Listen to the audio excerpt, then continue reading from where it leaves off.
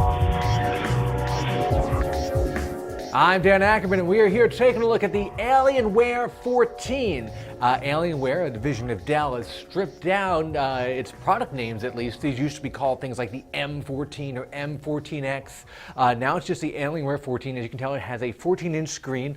Unlike most of the laptops that we've seen this year, this is not a touchscreen. In fact, even odder, it's not even Windows 8. This is actually a Windows 7 laptop, although you can get Windows 8 as an add-on. That's largely because the gamers seem to prefer Windows 7. They don't like to go through the Windows 8 tile interface to get to their games. I think at the end of the day, it doesn't really make a huge difference.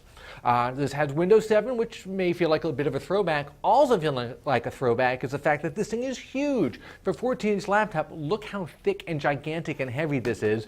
You could really stack up 2 or 3 Ultrabooks next to it and get to about the same thickness. Of course, that's so they can cram in all the high-end gaming parts. And Alienware, like other high-end gaming laptop manufacturers, gives you a lot of options to choose, CPUs and GPUs and different types of hard drives. I was pleasantly surprised at this particular configuration we have. That's $1799. It's got a 4th generation Intel Core i7 CPU. It's got NVIDIA's 765M GPU, which is pretty good. And it's got a dual hard drive that's a 256 gig solid state drive and a 750 gig regular hard drive. All that together was $1799. It's not a huge bargain, but I'm very comfortable paying that price for those parts in this model, especially because it has a full 1920 by 1080 screen, and the other 14-inch super gaming laptop that we've seen recently, the Razer Blade 14, it's much thinner, has reasonably similar parts, but it has a terrible screen that has a lower resolution and does not look nearly as nice as this one.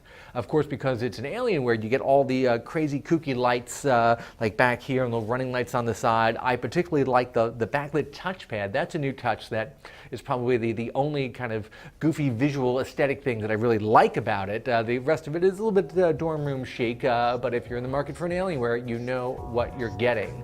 I'm Dan Ackerman, and that is the Dell Alienware 14.